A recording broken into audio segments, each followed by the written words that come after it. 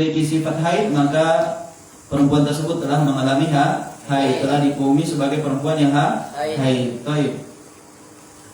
Kemudian permasalahan yang kedua yang kita bahas dalam bab haid dan nifas, yaitu masa waktu haid. Tadi kapan awal mula haid dan kapan berhentinya atau tidak mengalami haid lagi. Nah, sekarang orang bahas tentang masa waktu haid itu berapa lama. Di sini para pengarang mengatakan bahwasanya tidak ada batas waktu minimal dan maksimal tentang masa haid. Ya, tidak ada batas waktu minimal dan maksimal tentang masa haid. Tetapi ada pendapat yang lain mengatakan bahwasanya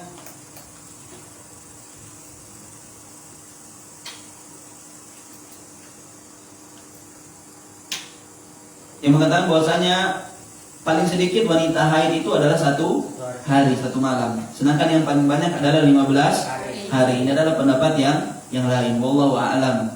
Kemudian dalam permasalahan ketiga tentang keumuman wanita haid itu berapa sih waktunya? Keumuman masa wanita haid. Keumumannya pada umumnya wanita itu haid selama 6 atau 7 hari. Itu secara umum. Bukan semuanya, secara umum. 6 atau 7 hari. Sebagaimana hadis Rasulullah SAW,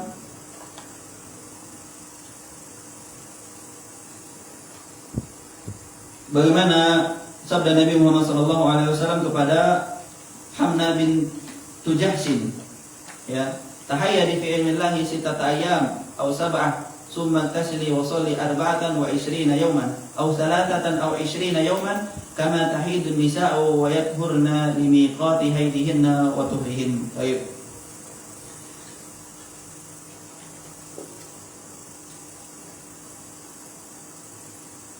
Sekarang kita masuk ke permasalahan yang baru. Permasalahan yang keempat. Ajam deng faring ada buku cetak habis. Baik. Habis buku cetak. Sudah yang lain perhatikan. Kita masuk ke permasalahan yang keempat. Ma yuharramu bi al-haid wan nifas wan nifas. Ma yuharramu bil haid wan nifas. Permasalahan yang keempat yaitu apa saja yang diharamkan bagi seorang perempuan yang mengalami haid dan nifas. Apa yang diharamkan baginya apabila dia sedang haid ataupun sedang nifas. Baik. Yuharramu bisababil haid wan nifas umuran. Seorang perempuan itu diharamkan tentang sesuatu karena dia haid dan nifas, itu ada beberapa. Yang pertama, diharamkan bagi perempuan yang haid dan nifas al-wad'u fil farj. Liqaulihi ta'ala fa'tazilun nisaa fil mahid wa la taqrabuhunna hatta yathurna. Faqala Nabi sallallahu alaihi wasallam hina nazalat isna'u kulla syai'in illa nikah. Apabila perempuan haid ataupun nifas, maka yang pertama diharamkan baginya adalah berhubungan suami istri. Ya, berhubungan suami istri atau jima. Sebagaimana firman Allah Subhanahu wa taala, fa'tazilun nisaa fil mahid. Maka jauhilah istri-istri kalian ketika mereka sedang haid. Wala taqrabuhunna hatta yathurna. Dan janganlah kalian mendekatinya sampai dia suci. Maksudnya jangan engkau menggaulinya, berhubungan suami istri dengannya sampai dia suci dari nifas ataupun dari haid. Adapun selain jima atau muqaddimatul jima seperti bercumbu dan lain sebagainya itu boleh. Yang tidak boleh hanya berjima. Apa itu? Rafi? Nanti coba. Belum cukup? Baik. Faqala Nabi sallallahu alaihi wasallam hina nazalat. Maka berkata Nabi sallallahu alaihi wasallam ketika turun ayat ini, isna'u kulla syai'in illa nikah. Lakukanlah atau kerjakanlah apa saja illa nikah, kecuali jima, berhubungan suami istri. Muqaddimatul jima itu boleh bercumbu dan lain sebagainya. Baik. Kemudian yang kedua, perkara yang diharamkan bagi perempuan apabila dia haid dan nifas. Baik, yang pertama tadi perempuan yang haid dan nifas diharamkan baginya apa? Berhubungan suami istri. Kemudian yang kedua adalah at-talaq, yaitu tolak. Liqaulihi ta'ala fatalliquhunna li'iddatihin. Wa qauluhu sallallahu alaihi wasallam li Umar lamma talaqa ibnuhu Abdullah imra'atan fil haid murhu falyuraji'ha al-hadits. Baik. Perkara yang kedua yang diharamkan bagi perempuan yang haid dan nifas yaitu tolak. Maka bagi suami tidak boleh mentalak istrinya sedangkan istrinya dalam keadaan haid dan nifas. Jadi tidak boleh. Sebagaimana firman Allah Subhanahu wa taala, "Fatalliquhunna li'iddatihin." Maka apabila kalian ingin menceraikan istri-istri kalian, maka ceraikanlah mereka pada masa atau pada waktu mereka bisa menghadapi iddahnya, maksudnya dalam keadaan selain haid. Ya. Dan sebagaimana sabda Nabi Muhammad SAW kepada Umar ketika anaknya Ibnu Umar, Abdullah bin Umar itu menceraikan istrinya atau mentalak istrinya sedangkan istrinya dalam keadaan haid. Kemudian Nabi SAW bersabda, "Murhu falyuraji'ha." Kemudian Nabi SAW mengatakan kepada Umar, "Perintahkanlah kepada anakmu Abdullah bin Umar untuk merujuk istrinya." Ya, karena Abdullah bin Umar mentolak istrinya dan istrinya dalam keadaan haid, maka itu tidak boleh. Baik. Apakah perempuan yang haid apabila ditolak jatuh tolaknya atau tidak? Pertanyaan. Pertama kan tidak boleh mentolak istri ketika haid itu tidak boleh. Tolak itu ada dua. Tolak yang bid'ah dan tolak yang sunnah.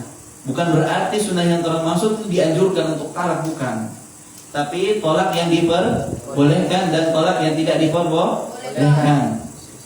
Tolak yang diperbolehkan itu yaitu ketika istri tersebut dalam keadaan suci dan suami tersebut belum berhubungan suami istri dengan perempuan tersebut, ya, di luar waktu haid atau di keadaan dia suci tapi suaminya belum menggauli istrinya. Itu yang boleh. Yang tidak boleh atau tolak yang bid'ah itu adalah mentalak istrinya dan istrinya itu dalam keadaan haid, yang pertama. Kemudian yang kedua, dia dalam keadaan suci tapi sudah disetubuhi. Ini adalah tolak yang tidak boleh. Yang boleh adalah menceraikan istrinya dalam keadaan suci dan belum disetubuhi oleh suaminya. Baik.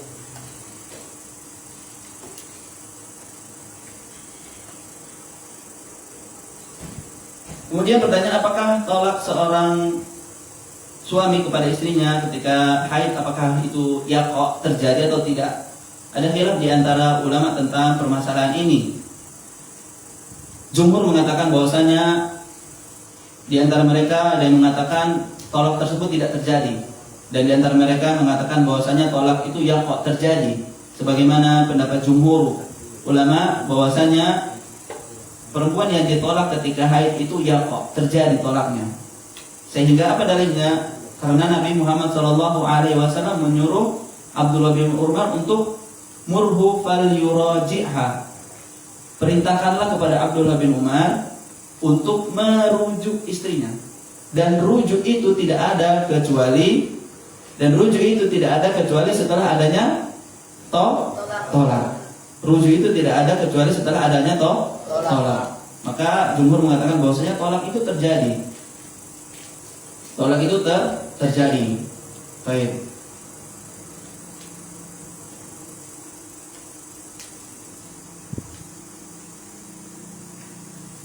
Baik. Sekarang perkara yang ketiga yang diharamkan bagi perempuan yang haid dan nifas. Apa sih yang diharamkan bagi perempuan yang sedang haid dan nifas? Yang ketiga adalah sholat. Maka mama, papa haid enggak? Enggak. Cuma mama. Mama haid, kakak perempuan haid. Kalau kakak laki enggak. Kalau kakak laki-laki haid itu kelainan. Paham? Baik. Kalau perempuan yang haid dan nifas, apabila dia haid dan nifas maka diharamkan baginya untuk sholat. Bukan berarti dia berdosa, memang hukumnya seperti itu. Sudah disyaratkan bahwa perempuan yang haid dan nifas itu tidak boleh sholat.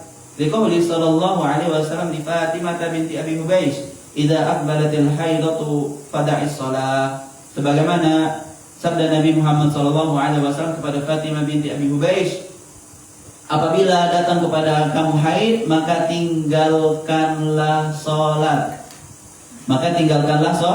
Sholat. Pertanyaannya, apakah perempuan yang haid dan nifas, yang dimana dia diharamkan untuk sholat, apakah wajib baginya untuk mengqadha sholatnya? Tidak. Sama bilang. Baik. Perempuan yang haid ataupun nifas itu diharamkan baginya untuk sholat. Ada pertanyaan, apakah dia itu mengqadha sholatnya atau tidak? Dan ini ada pendapat yang lain, yaitu pendapatnya Khawarij. Nih, pendapatnya Khawarij yang mengatakan bahwasanya perempuan yang haid itu atau nifas, ketika dia meninggalkan sholat, maka ketika dia suci dia harus mengqadha sholatnya. Ada ini pendapatnya Khawarij. Sedangkan pendapatnya yang benar adalah perempuan itu tidak diqadha sholatnya apabila dia meninggalkan sholat karena haid ataupun nifas. Sebagaimana hadis Aisyah radhiyallahu taala anha. Aisyah pernah ditanya oleh seorang perempuan, "Ma balul haidi taqdi as-shauma wa la taqdi salata?" Wahai Aisyah, kenapa sih ketika perempuan haid itu dia mengqadha puasa dan dia tidak mengqadha salat? Perempuan yang puasa, maksudnya puasa yang wajib, puasa Ramadan. Kalau puasa sunat tidak. Kalau puasa Ramadan, kemudian perempuan itu haid dan nifas, maka haram baginya untuk berpuasa. Akan tetapi wajib baginya untuk mengqadha. Maka ditanya perempuan ini, kenapa sih perempuan itu kalau dia haid, kemudian dia meninggalkan puasa, dia harus mengqadha, sedangkan apabila dia meninggalkan sholat, dia tidak mengqadha sholat. Kemudian Aisyah pun berkata, "Aharuriyatun anti?" Aisyah bertanya kepada perempuan ini, apakah engkau itu Khawarij?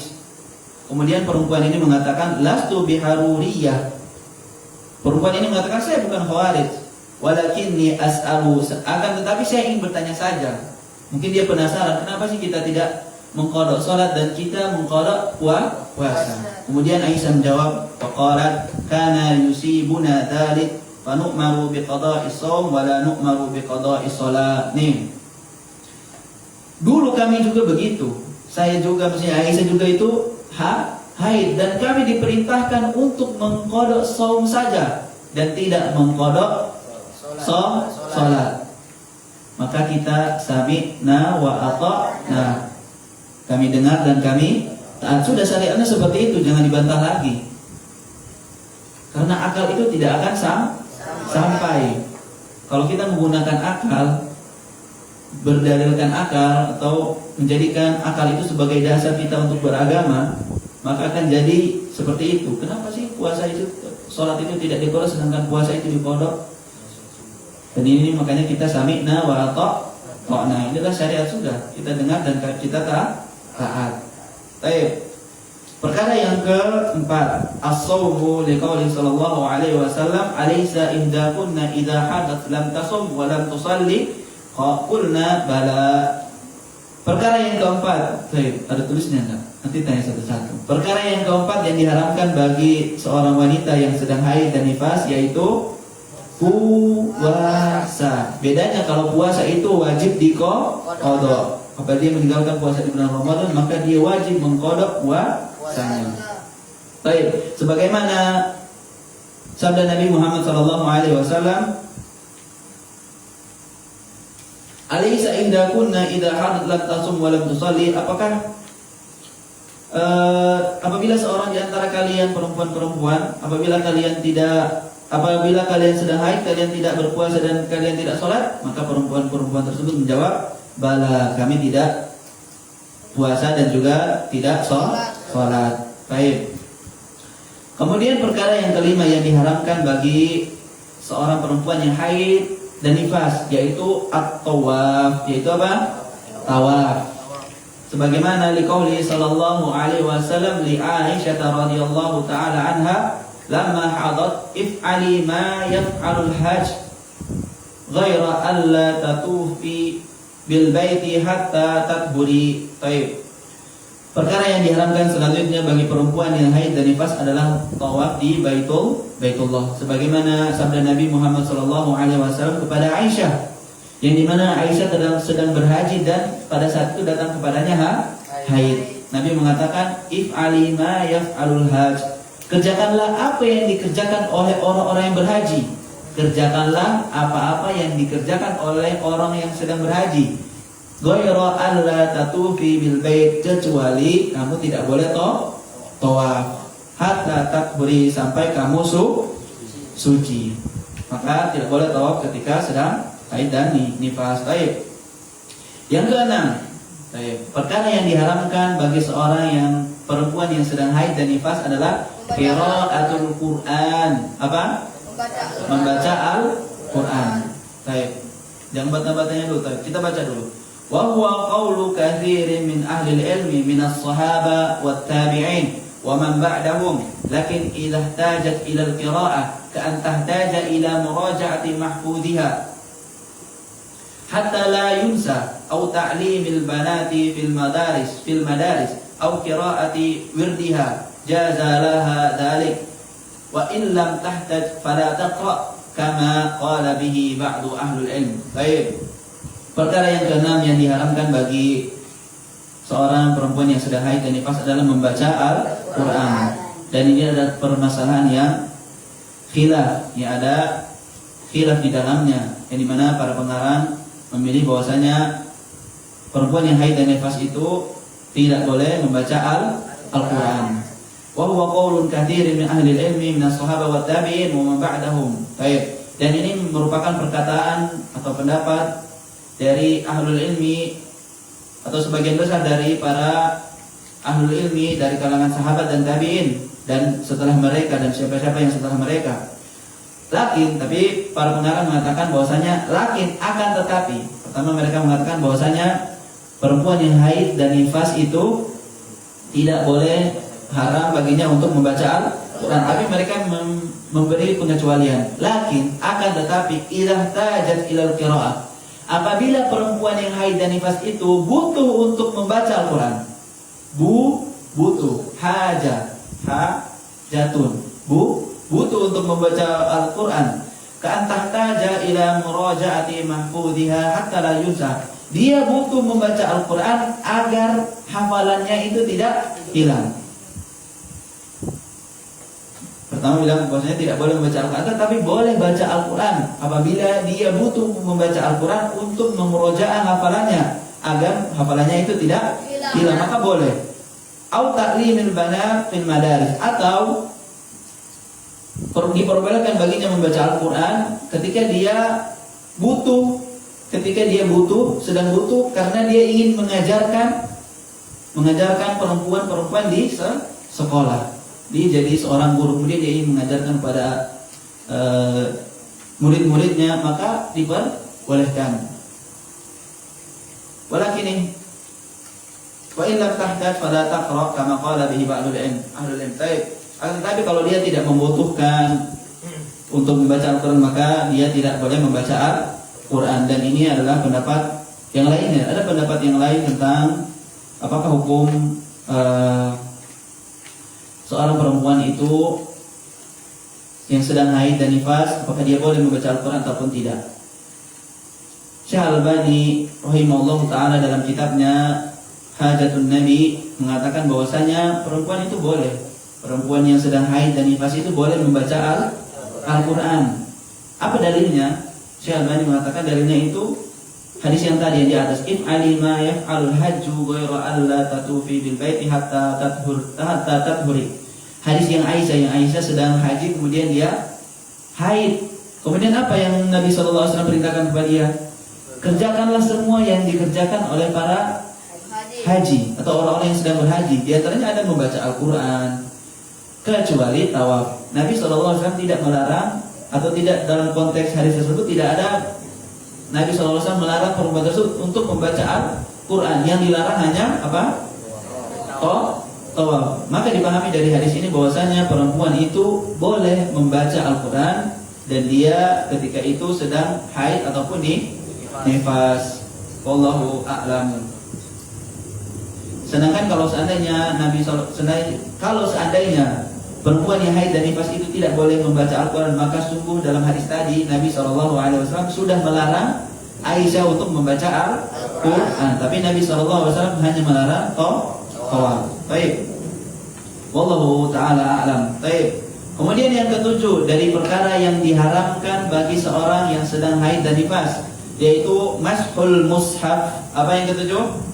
Menyentuh Al-Quran, memegang Al-Quran. Sebagaimana kalau kita juga kalau sedang keadaan tidak suci maka tidak boleh memegang Al-Quran. Liqauli ta'ala la yamassuhu illal mutahharun. Dan tidaklah ada orang yang memegang Al-Quran kecuali dia sedang dalam keadaan suci. Maka perempuan haid dan nifas itu tidak boleh memegang Al-Quran. Pegang DP apa? Fisik, DP fisik. Baik. Kemudian perkara yang ke-8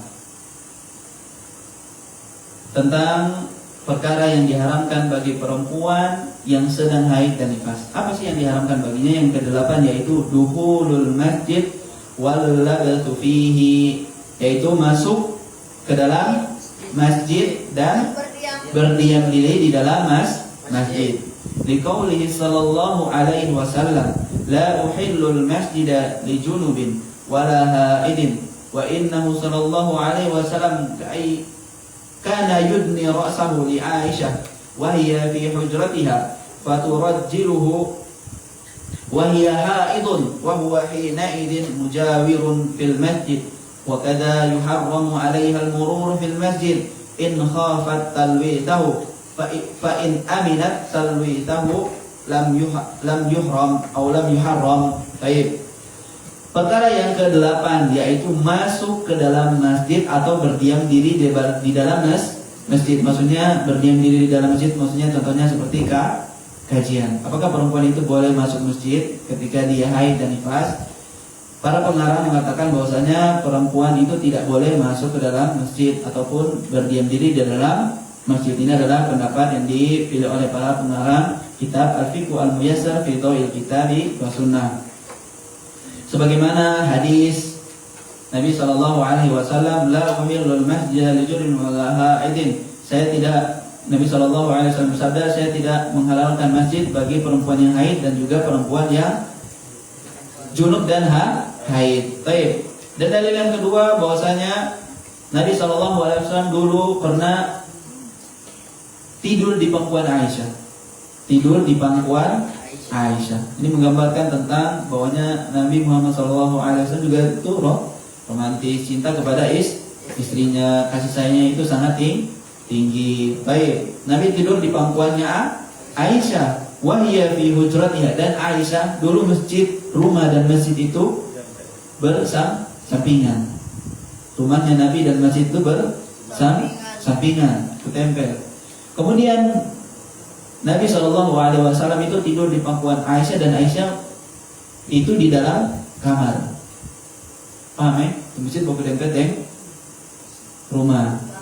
Baik. Dan Aisyah di kamar. Kemudian Nabi SAW itu di masjid. Sedangkan kepalanya itu disenderkan di paha Aisyah dan Aisyah sedang di dalam kamarnya.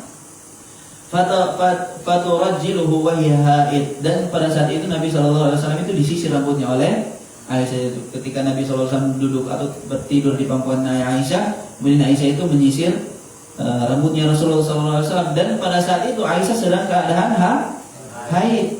wa huwa hina idin mujawirun fil masjid. Sedangkan Nabi itu ada di masjid. Ini dalil yang mengatakan bahwasanya perempuan haid itu tidak boleh masuk ke dalam masjid. Karena tadi hadisnya Aisyah di kamar, sedangkan yang di masjid adalah Nabi sallallahu alaihi wasallam.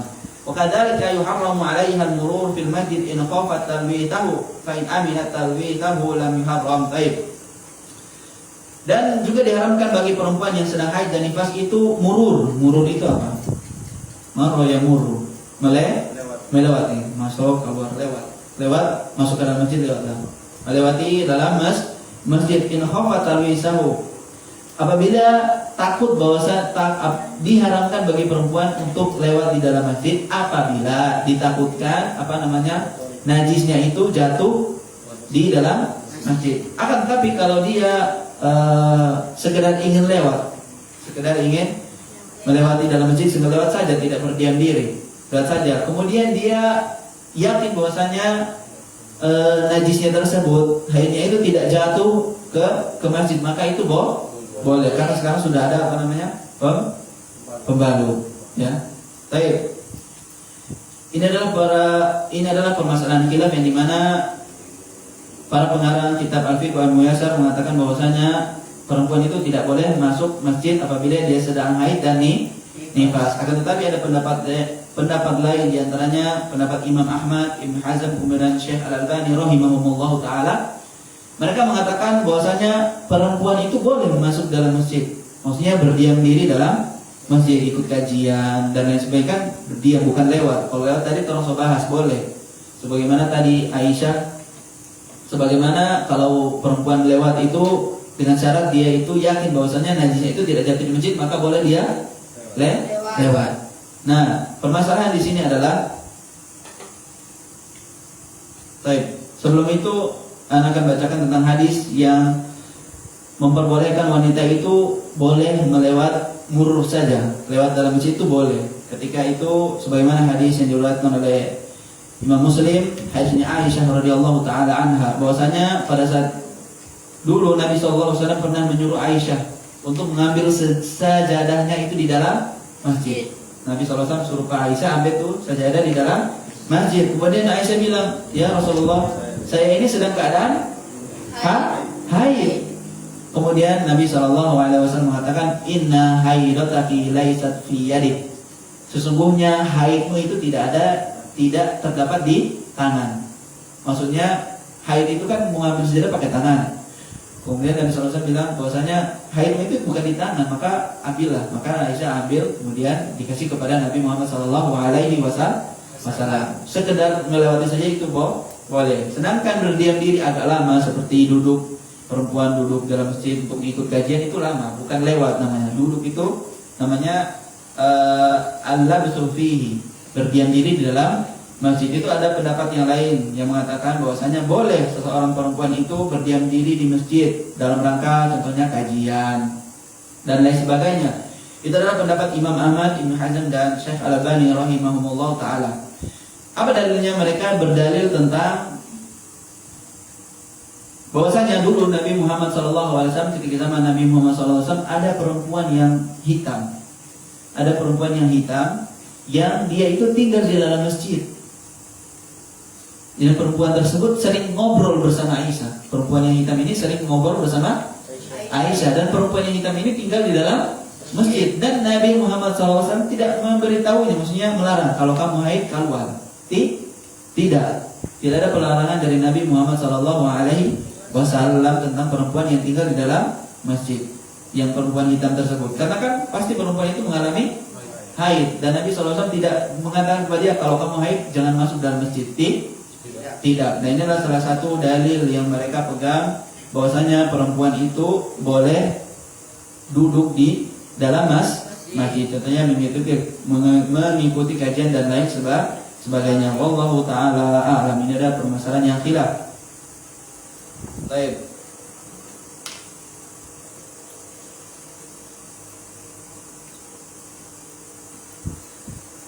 Kita sekarang masuk di permasalahan yang kelima. Tadi ada berapa yang diharapkan bagi perempuan yang haid dan nifas? Ada berapa? Delapan. Pengarang menyebutkan 8 hal yang diharapkan bagi perempuan yang sedang haid. Yang pertama adalah berhubungan suami istri. Kemudian yang kedua adalah tolak, tidak boleh ditolak dan dia dalam keadaan haid dan nifas. Kemudian yang ketiga apa? Sholat. Perempuan yang haid dan nifas tidak boleh sholat. Kemudian juga apa? Puasa tidak boleh. Kemudian apa? Tawaf itu tidak boleh. Kemudian yang keenam apa? Membaca Al-Quran. Tapi kalau dia membutuhkan untuk membaca Al-Quran itu boleh, untuk agar memurajaah hafalannya boleh, atau mengajarkan, dia guru untuk mengajarkan muridnya di sekolah, maka itu boleh. Kemudian yang ketujuh apa? Tidak boleh memegang mushaf Al-Quran. Dan yang terakhir, yang pendapat yang dipilih oleh para pengarang ini, bahwasanya perempuan tersebut tidak boleh masuk dalam masjid atau berdiam diri di dalam masjid. Sedangkan kalau cuma lewat saja dengan syarat apa? Tidak, najisnya itu tidak jatuh di dalam masjid, tidak mengotori masjid, maka boleh. Dan juga yang tadi, yang pendapat yang kedua yang mengatakan bahwasanya perempuan itu boleh berdiam diri di masjid dengan syarat tadi juga sama. Dia yakin bahwasanya apa? Dia najisnya tersebut tidak jatuh ke masjid. Baik, wallahu taala a'lam. Kita masuk ke permasalahan yang kelima.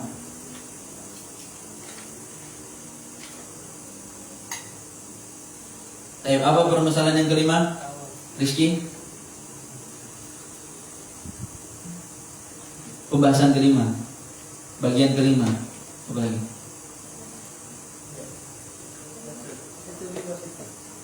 Beberapa hukum yang merupakan konsekuensi wajib dari haid.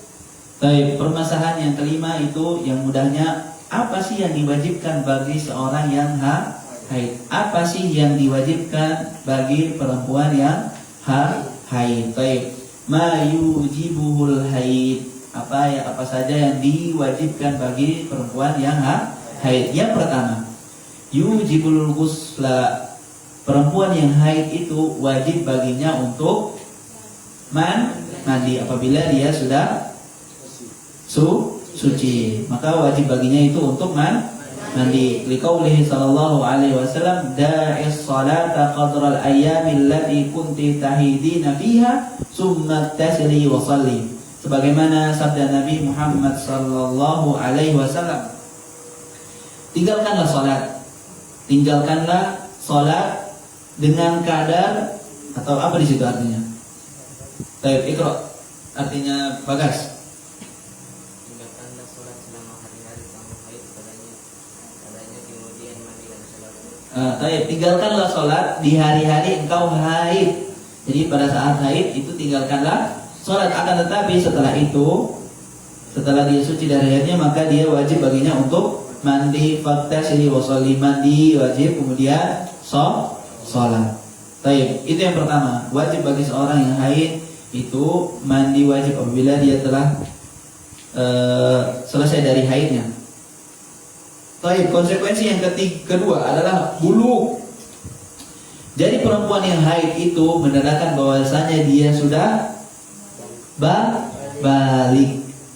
Liqauli sallallahu alaihi wasallam, la yaqbalullahu salataha ila bihimarin. Allah Subhanahu wa taala tidak menerima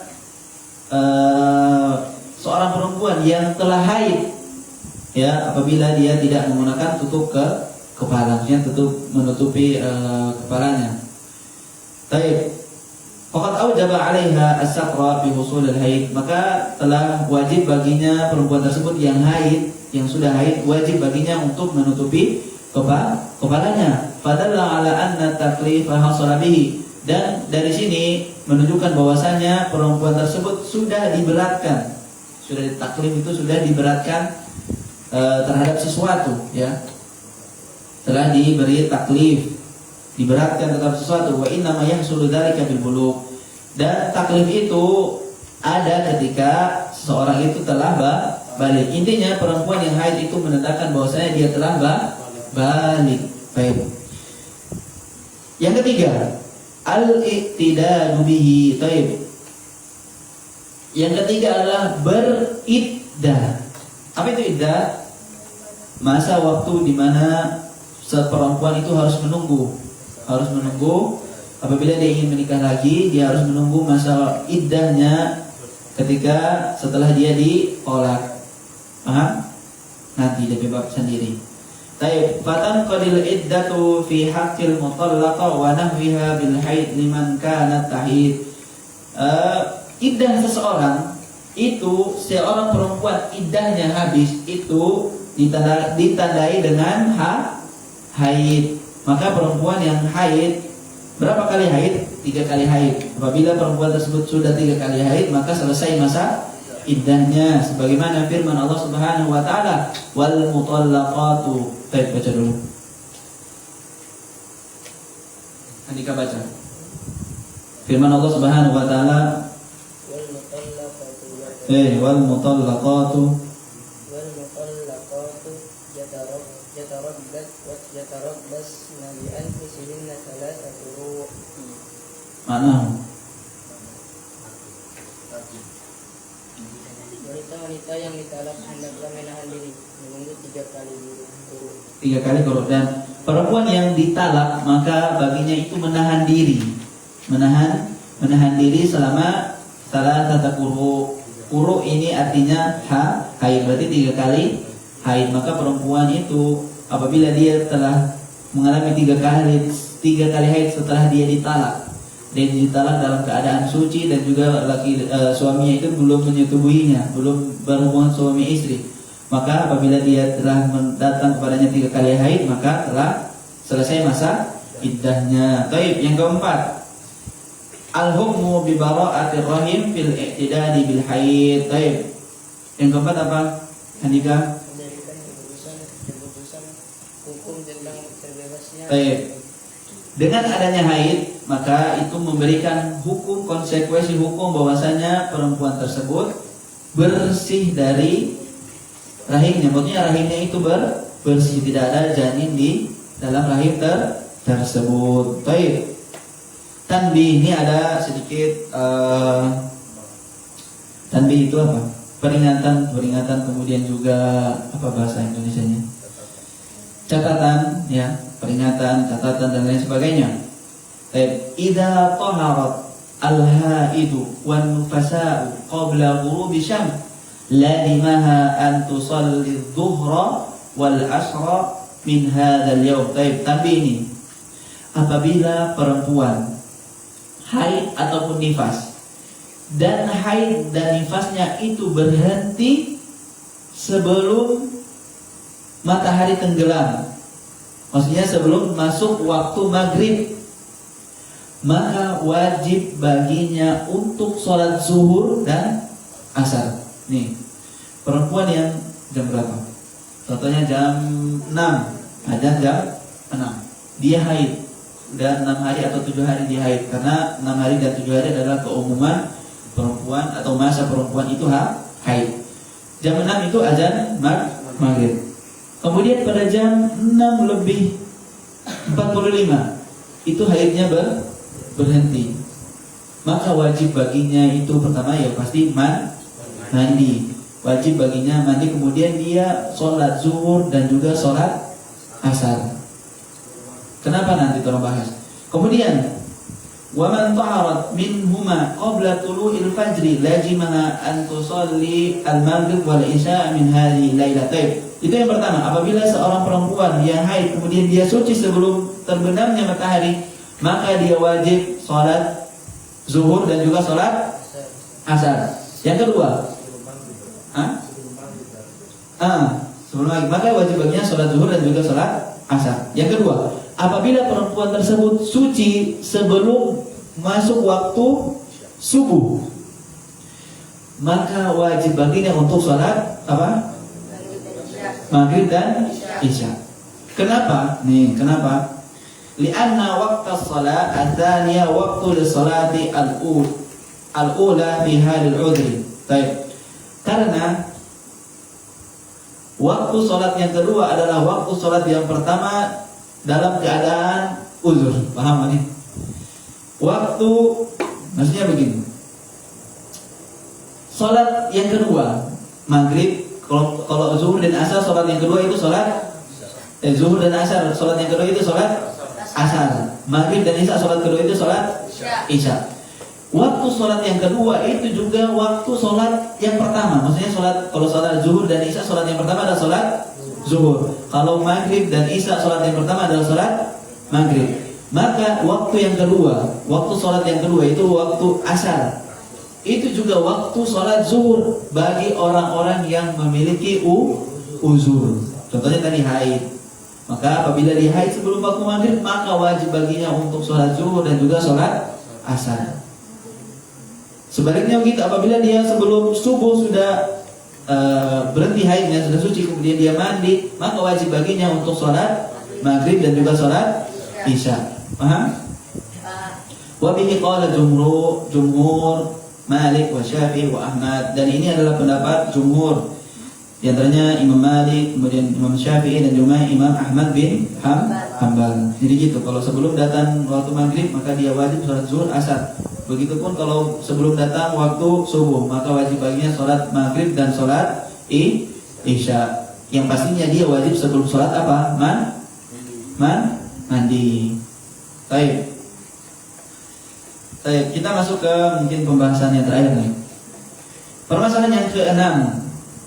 Tadi sudah paham tentang apabila sebelum maghrib dan sebelum subuh, sudah paham? Baik, sekarang kita masuk ke permasalahan yang ke-6. Al-mas'alatu as-sadisatu aqallun nifas wa aktaruhu. Baik, yang ke permasalahan yang ke-6 apa itu, Rizky? Bagian ke-6. Dan maksimal untuk nifas. Baik, sekarang tadi kan yang pertama tolong bahas tentang waktu minimal dan maksimal haid. Nah, sekarang tolong masuk di waktu minimal dan maksimal apa? Nifas. Nifas apa itu nifas? Pras. Apa itu nifas? Darah yang keluar dari seorang perempuan ketika apa? Pras atau orang pras. Ketika nifas, ketika Raffi apa Raffi? Ketika nifas itu darah yang keluar dari seorang wanita ketika perempuan tersebut ajam apa ajam? Nifas itu apa? Ketika apa? Darah yang keluar ketika apa? Tahu ajam? Fahri apa Fahri? Ketika ada nifas, ada haid. Haid itu darah yang alami. Kebiasaan seorang wanita itu darah haid, yang dimana waktunya itu diketahui. Kadang 6 hari dia haid, kemudian berapa 6 hari lagi haid itu. Nah, sekarang nifas. Nifas adalah darah haid yang keluar dari seorang wanita ketika apa Bumi? Melahirkan. Itu dinamakan nifas. Baik. La hadda li aqalli nifas. Baik. Tidak ada batasan minimal perempuan itu nifas. Ini pendapat para pengarang mengatakan bahwasanya tidak ada batas minimal. Ini kita bahas tentang batas minimal. Tidak ada batas minimal perempuan itu nifas, li'annahu lam yarid fihi tahdidun faruji'a fihi ila al-wujud faqad wujida qalilan wa katsiran. Baik. Kenapa tidak ada batas minimal perempuan itu nifas? Karena tidak ada riwayat tentang pembatasannya. Maka dikembalikan kepada fakta yang terjadi. Sebagaimana kadang-kadang perempuan itu nifasnya lama dan juga nifasnya sedikit. Maka tidak ada batasan minimal seorang perempuan itu nifas. Sedangkan batas maksimal kalau minimal tidak ada batasan. Nah, sekarang kalau batas maksimalnya perempuan nifas itu ada, yaitu arba'una yauman. Arba'ah, berapa arba'ah? 4. Arba'un 40 yauman, 40 hari. Ini adalah batas maksimal seorang perempuan nifas itu 40 hari. Qala Tirmidzi قال الترمذي أجمع أهل العلم من أصحاب النبي صلى الله عليه وسلم ومن بعدهم على أن النفساء تدعو الصلاة 40 يوما إلا أن ترى الطهر قبل ذلك فتغتسل وتصلي. ولحديث أم سلمة كانت النفساء على العهد النبي صلى الله عليه وسلم تجلس 40 يوما. طيب. Berkata Imam At-Tirmidzi rahimahullah ta'ala bahwasanya ajma'a ahlul ilmi, telah sepakat para ahlul ilmi dari kalangan sahabat Nabi Muhammad SAW dan yang setelahnya, bahwasanya perempuan yang nifas itu meninggalkan sholat selama 40 hari. Maksimal perempuan nifas itu 40 hari, kecuali sebelum 40 hari sudah suci, berhenti nifasnya. Kecuali sebelum 40 hari nifasnya sudah berhenti, maka wajib baginya untuk mandi dan wajib baginya untuk sholat. Kalau perempuan nifas, boleh sholatnya enggak, Arul? Hah? Perempuan yang nifas boleh sholat atau tidak? Sekuat, cuma ada peningkat boleh. Hah? Hah? Betul? Yakin yang berubah? Kesempatan terakhir. Boleh enggak? Hah? Boleh. Ini boleh. Nah, tidak boleh. Haram bagi perempuan yang nifas untuk sholat. Sebagaimana hadis Ummi Salamah, kanatin nufasa, dulu para perempuan yang haid ketika masa Nabi Muhammad SAW mereka meninggalkan sholat selama 40 hari. Baik. Kemudian apabila orang pahami setelah 40 hari ternyata masih ada darah, maka darah tersebut kemungkinan itu darah haid ataupun darah nifas. Darah istihadah. Kalau nifas itu maksimal yang diterangkan di kitab ini bahwasanya maksimal 40 hari. Dipahami bahwasanya setelah 40 hari ketika masih ada keluar darah, maka itu adalah haid ataupun istihadah.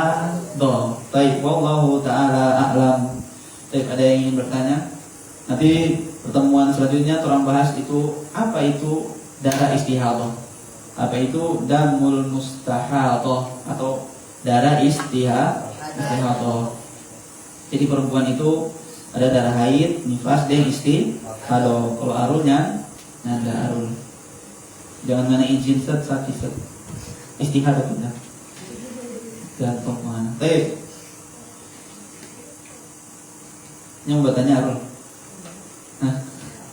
Tentang haid seperti mana lupa atau mana tentang istihadah kan tahu. Baik. Jadi sudah 6 permasalahan atau 6 bagian yang kita telah bahas dalam bab haid dan nifas. Baik, kita ulangi bahwasanya bab ini merupakan salah satu bab yang sulit. Ini adalah salah satu bab yang tersulit dalam pembahasan fikih. Sebagaimana Imam Ahmad itu membutuhkan berapa tahun? 9 tahun untuk menyelesaikan bab haid dan nifas. Baik. Bukan berarti perempuan susah dimengerti. Betul, paham semuanya bagus.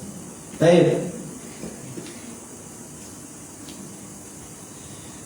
Mungkin sampai di sini yang dapat kita bahas. Apabila ada kekurangan itu murni dari diri anak sendiri. Allah dan Rasulnya itu terbebaskan dari kesalahan tersebut. Allahu ta'ala a'lam. Marilah kita tutup kajian kita pada hari ini dengan membaca doa kafaratul majlis. Subhanaka Allahumma wa bihamdika asyhadu an la ilaha illa anta astaghfiruka wa atubu ilaik. Belum Handika. Assalamualaikum warahmatullahi wabarakatuh.